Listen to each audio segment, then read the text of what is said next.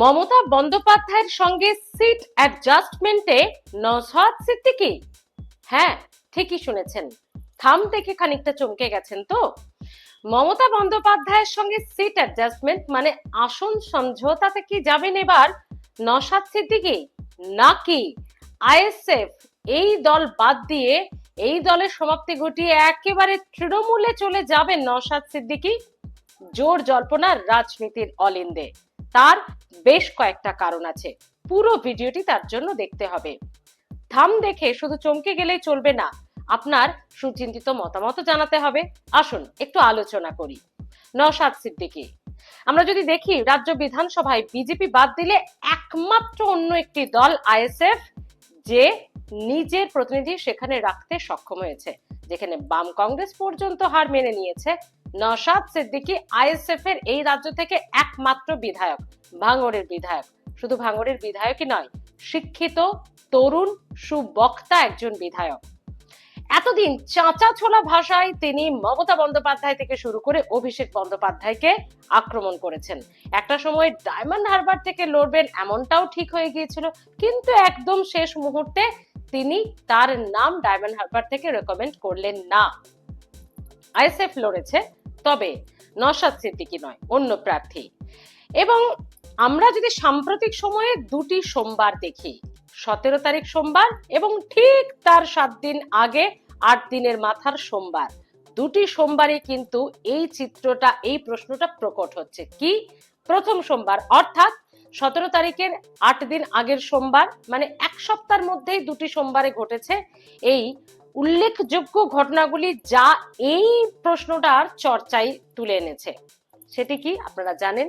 নবান্নে নওশাদ সিদ্দিকীর হঠাৎ করে এসইউভি গাড়ি প্রবেশ করা। না, যখন চর্চা তুঙ্গে কি হলো নওশাদ কেন, তখন তো আমরা জানি 8 দিনে পরিষ্কার হয়ে গেছে তিনি এসেছিলেন নবান্নে। কি না, তার যে বিধানসভা এলাকা সেখানে তিনি যেহেতু আইএসএফ বিধায়ক, তাই তাকে সেখানে কাজ করতে দেওয়া হচ্ছে না, বিধায়ক খাতের টাকা ঠিকমতো খরচা করতে দেওয়া হচ্ছে না, পঞ্চায়েত স্তরে আটকে দেওয়া হচ্ছে, এরকম নানান সমস্যার কথা তিনি জানিয়েছেন। মুখ্যমন্ত্রী আশ্বাস দিয়েছেন তিনি পুরো বিষয়টা দেখবেন। না, এখানেই তো শেষ হয়ে গেল না। তার কারণ বেশ কিছু মাস আগে আমরা দেখেছিলাম এরকমই যেন একটা গেল রব উঠে গিয়েছিল। গেল মানে আইএসএফ এর গেল, মানে নওশাদ নাকি মমতা বন্দ্যোপাধ্যায়ের সঙ্গে দেখা করে তৃণমূলে যোগ দিতে চলেছেন, যেটা এই সোমবার নয়, অনেক বেশ কয়েক মাস আগের ঘটনা। তারপর মোটামুটি বোঝা গিয়েছিল বিধানসভা এলাকায় তার মুভমেন্ট আটকানো, বিভিন্ন রকম কর্মসূচিতে নওশাদকে আটকানো, নওশাদের চাঁচা ছোলা ভাষায় অভিষেক বন্দ্যোপাধ্যায়, মমতা বন্দ্যোপাধ্যায় রাজ্য সরকারের তুলোধনা করা। কিন্তু বন্ধুরা, কাহানি মে আভি টুইস্ট হ্যায়। রাজনীতিবিদদের একাংশ বলছে সাম্প্রতিক সময়ে নওশাদের সেই ঝাঁঝালো কথা কোথায় যেন একটু হলেও কমেছে। না, তিনি বলেন, তিনি বিধানসভার বাইরে দাঁড়িয়েও বলেছেন যে রাজ্য সরকার কি করছে, এটা কেন শুভেন্দু অধিকারীর বক্তব্যকে তারা ঠিকভাবে জবাব দিচ্ছে না, মানে তাকে শিক্ষা দিচ্ছে না, এসব বলেছে। কিন্তু মমতা বন্দ্যোপাধ্যায় এবং অভিষেক বন্দ্যোপাধ্যায়ের ভেরি রিসেন্ট যদি আমরা দেখি কোনো কর্মসূচি নিয়ে, নওশাদ সিদ্দিকী কি সেভাবে মুখ খুলেছেন? আমার সঙ্গে বোধহয় আপনিও একমত হবেন যে না, তেমন ভাবে নয়। এবং এইটা যখন চলছে সরলীকরণ একই রেখায়, ঠিক সেই সময় দুটি সোমবারে দারুণ দুটো চিত্র। এক, নবান্নে গিয়ে মুখ্যমন্ত্রীর সঙ্গে 22-25 মিনিটের বৈঠক, দুজনের খুব বৈঠক হয়েছে এবং তারপর বেরিয়ে তিনি জানিয়েছেন না দল ছাড়ছি না, তবে দেখা করতে এসেছিলাম মমতা বন্দ্যোপাধ্যায়ের কাছে। দেখুন, রাজনীতিতে তো সবই সম্ভব। কে ভেবেছিল বলুন Mukul Roy, second in command, যার নামে দলের রেজিস্ট্রেশন, তিনি দল ছেড়ে বিজেপিতে যাবেন? শুভেন্দু অধিকারী, যিনি নাকি মমতা বন্দ্যোপাধ্যায়ের পর শেষ কথা ছিলেন তৃণমূলে, তিনি বিজেপিতে শুধু যাবেনই না, বিরোধী দলনেতা হয়ে একেবারে যার পরনাই তিনি বক্তব্য রাখেন এখন মমতা বন্দ্যোপাধ্যায়ের বিরুদ্ধে। তো রাজনীতিতে ভাই সবকিছুই পসিবল। এক্ষেত্রেও এটা হলে এমন কিছু চমকে হয়তো আমরা যাব না। কিন্তু চর্চায় ওঠার আরেকটি কারণ ফুরফুরা শরীফ। সেখানে ফুরফুরা শরীফে মমতা বন্দ্যোপাধ্যায় গেলেন না, তিনি বিধানসভা ভোটের আগে আগে যান। আর যেহেতু রমজান মাস চলছে, ইফতার পার্টি রয়েছে, আমন্ত্রণ জানানো, তিনি গেছেন।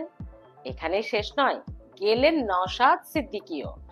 এবং তাদের দুজনের মধ্যে সাক্ষাৎ হলো কি হলো না, কি ব্যাপার, সেটা যখন মানুষ চর্চা করবে, তারই মধ্যে তোয়াহা সিদ্দিকী, ফুরফুরা শরীফের পীরজাদা, অন্যতম বরিষ্ঠ পীরজাদা, তিনি মন্তব্য করে বসলেন, ও তৃণমূলে যাক না যাক, একটা আসন নিয়ে তো কিছু প্ল্যান করছেই। কি প্ল্যান? 2-5টা আসন মমতার থেকে যদি নিয়ে নেওয়া যায়, তাহলে মোটামুটি একটা জায়গা তৈরি করে ফেলতে পারবে রাজ্য রাজনীতিতে, রাজ্য বিধানসভায় আইএসএফ, মানে নওশাদ সিদ্দিকী বা তার দল। তিনি তোহা সিদ্দিকী এটাও বলেছেন একটি সংবাদ মাধ্যমের কাছে যে, আমার মনে হয় তৃণমূলে যাবে না, এই আসনটাও মমতার কাছ থেকে নিয়ে নেবে। কিন্তু মমতা অত্যন্ত বুদ্ধিমতী মহিলা, বুদ্ধিমতী এবং শিক্ষিত মুখ্যমন্ত্রী, তিনি নিশ্চয়ই এটা করবেন না। আর যদি করেন তাহলে তৃণমূলের ক্ষতি, নওশাদের লাভ। আর যদি তৃণমূলেই সরাসরি নওশাদ যায়, তাহলে নাকি তৃণমূলেরই ক্ষতি হবে এবং নওশাদেরই লাভ হবে। তো তোয়া সিদ্দিকীর এই বক্তব্যকে ঘিরে ইতিমধ্যেই জোর জল্পনা শুরু হয়ে গেছে। তৃণমূলে যাক না যাক নওশাদ, হয়তো চলে যেতেও পারে, কে জানে। তাই তৃণমূলে যাক না যাক নওশাদ, আসন সমঝোতা নিয়ে কিছু একটা প্ল্যান ছকছে নওশাদ সিদ্দিকী। আপনারা কিভাবে দেখছেন? শুভেন্দু অধিকারী তো ইতিমধ্যেই দেখে ফেলেছেন, মন্তব্যও রেখে ফেলেছেন, আরে বাবা আমি তো জানতামই ও তৃণমূলের বি টিম। যেদিন ডায়মন্ড হারবারে নিজের নাম প্রকাশ করলো না, অন্য প্রার্থী দাঁড় করালো, এত কিছু আলোচনা হওয়ার পর যে অভিষেক বন্দ্যোপাধ্যায়ের বিরুদ্ধে নির্বাচনে, লোকসভা নির্বাচনে লড়বেন নওশাদ সিদ্দিকী, নওশাদ সিদ্দিকী, যখন এরকম একটা প্রচার শুরু হবে ঠিক তখনই প্রার্থী বদল করে দেওয়া হলো, নিজের নাম সরিয়ে, বা সেটাই ফুল ফ্রুট ভাবে প্রকাশ করা হলো না। শুভেন্দু অধিকারী বলছেন ওই ইস্যুটাকে কেন্দ্র করে, আমি তো জানি ও তৃণমূলেরই বি টিম। যেদিন ডায়মন্ড হারবারের ময়দান ছেড়ে পালিয়েছিল সেদিনই বুঝে গিয়েছিলাম, যদি এগেনস্টে লড়তে হয়, যদি সত্যিকারেরও বিরোধী হয় তৃণমূলের, তাহলে মাটি কামড়ে থেকে লড়াই করবে। ভাঙড়ের সময় যখন নির্বাচন হলো, পঞ্চায়েত নির্বাচন হলো, উপনির্বাচন হলো, তখনও সে মাটি কামড়ে পড়েছিল না, সে পালিয়ে বেড়াচ্ছিল। তার মানে সে চেয়েছিল তৃণমূল একটা ফায়দা তুলুক রাজ্যে, তারপর সে নিজের আখেরটা গুছিয়ে নেবে। তাই সত্যি কি প্ল্যান বি বা তৃণমূলের বি টিম হয়েই কাজ করবেন নওশাদ সিদ্দিকী? তৃণমূলে যাক না যাক, এই আসন সমঝোতাতেই কাজ করবে নওশাদ সিদ্দিকীর প্ল্যান? আপনারা কিভাবে দেখছেন? আর হলে কোনটা লাভ কোনটা ক্ষতি, কি হতে চলেছে? অবশ্যই আপনাদের গুরুত্বপূর্ণ মতামত জানাতে ভুলবেন না। তবে নওশাদ সিদ্দিকীরও বক্তব্য জানিয়ে রাখি, নবান্ন থেকে তিনি বেরিয়ে বলেছিলেন, আরে বাবা না, 13টা কেস মাথায় নিয়ে ঘুরছি এবং দিনের পর দিন জেলেও খেটেছি 42 ঘন্টা, এবং তারপর আপনাদের কি মনে হয় আমার নিজের দল থাকতে, আমি নিজে সেই দলের বিধায়ক হতে, সেই দলের আমি চেয়ারম্যান হওয়ার পর আমি কি অন্য দলে যেতে পারি? গড নোজ, রাজনীতিতে তো সবই সম্ভব।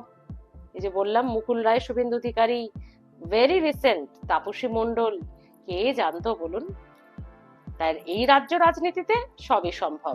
তবে এটা সম্ভব কিনা, নওশাদ কি তৃণমূলে যেতে চলেছেন, গেলে কার লাভ কার ক্ষতি, বা মমতা বন্দ্যোপাধ্যায় কি আদৌ তাকে তৃণমূলে নেবেন, বা নওশাদের কি প্ল্যান বি রেডি, অর্থাৎ তৃণমূলে না গিয়ে তিনি তৃণমূলের সুপ্রিমোকে খানিকটা চমকে, খানিকটা টুইস্ট দিয়ে বুঝিয়ে সুঝিয়ে কি 4-5টা আসন তার কাছ থেকে তিনি নিয়ে নিতে পারবেন? কোনটা হতে পারে, কি মনে করছেন আপনারা? অবশ্যই জানাতে ভুলবেন না। আর হ্যাঁ, নওশাদের রাজনীতি, তার সুবক্তা হিসেবে উঠে আসা, তার যেভাবে পরিচালনা করা দরকার, সেটাই বা কেমন লাগে, অবশ্যই জানাতে ভুলবেন না। ভালো থাকুন, মতামত জানাবেন কিন্তু।